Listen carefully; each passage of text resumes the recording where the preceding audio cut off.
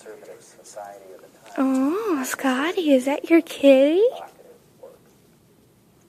Winesburg, Ohio is unique because of its psychological approach to developing characters. It was a time that sexuality was a part of life there, psychological difficulties, psychological problems were acknowledged, it shocked people to want a brighter picture of themselves.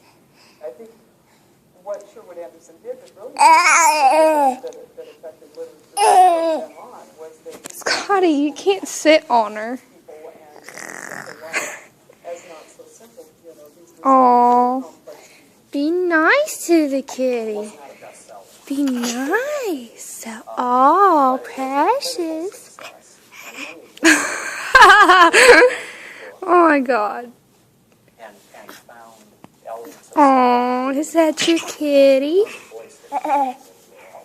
now that we know a little more about Uh-oh. Anderson, let's explore his hometown. Scotty, you gotta be nice. Just down the street. Hey. Okay. Grace Episcopal Church is Get now off. the Wyatt Museum. Not many small Well, towns that didn't work out.